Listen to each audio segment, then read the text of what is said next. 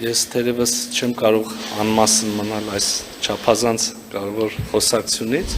իդեպ այս հարցը եւ այս թեման շատ սերտորեն կապված է եւ ես կասեի մաս է նախորդ հարցի, սա հենց այն դեպքերից է, երբ մենք երկու երկրներս ունենալով բազմաթիվ հարցերում փոխըմբռնում եւ միասնական ընկալում եւ մեկնաբանություն, միաժամանակ ունենք նաեւ հարցեր, որտեղ տարբեր են իրադարձությունների մեկնաբանությունները եւ սա հենց այդպիսի հարց է եւ հենց ջերմուկի ուղղությամբ հարձակումը հենց այդպիսի հարց է եւ անկյունակարային է եղել այդ իրադարձությունը նաեւ հետագա զարգացումների եւ դիրքորոշումների համար այդ թվում եւ ՀԱՊԿ անդամակցության սառեցման համատեքստում հետեւաբար ես էլ կուզեի կրկին առիթից օգտվել եւ ներկայացնել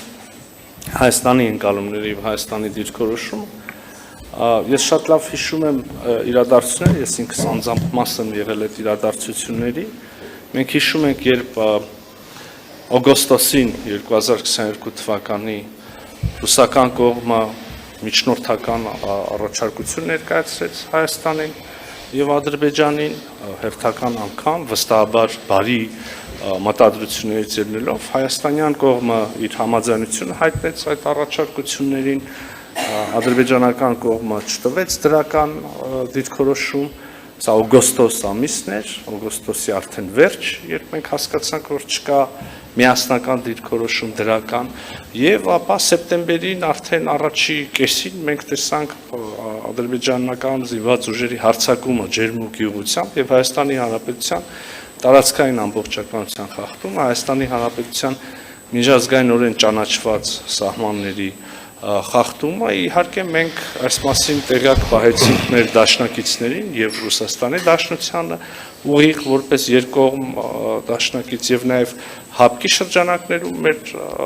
ռազմական դաշնակիցներին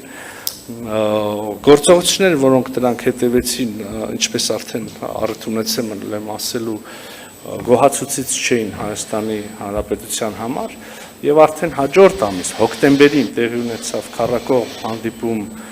Պրահայում, որտեղ կողմերը վերահաստատեցին դեռևս 91 թվականի դեկտեմբերից գործող ընդհանուր ընկալումը, ստորագրված ընկալումը այն մասին, որ Հայաստանը եւ Ադրբեջանը ճանաչում են իրենց տարածքային ամբողջականությունը Ալմա-Աթայի հռչակագրի հիման վրա։ Ես ուզում եմ կրկին հիշեցնել, Ալմա-Աթայի հռչակագրին միանալով երկրները, մասնավորապես Հայաստանը եւ Ադրբեջանը, ճանաչել են, որ ճանաչում են միմյանց սահմանները եւ տարածքային ամբողջականությունը խորհրդային միության փլուզման պահին գործող սահմանների շրջանակներում։ Ինչ վերաբերում է այս հարցում Լեռնային Ղարաբաղի խնդրին, ապա Հայաստանի Հանրապետության դիրքորոշումը տարիներ շարունակ եղել է չկիսված որևէ միջազգային գործընկերոջ կողմից, այդ թվում նաև հարկ եմ համարում այս պահին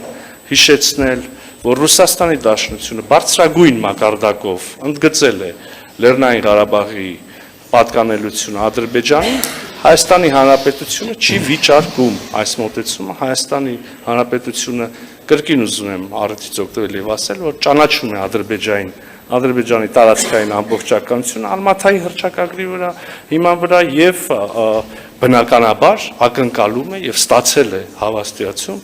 Ադրբեջանի կողմից Հայաստանի Հանրապետության տարածքային ամբողջականության ճանաչման վերաբերյալ կրկին Ալմա-Աթայի հռչակագրի հիման վրա։ Շնորհակալ եմ։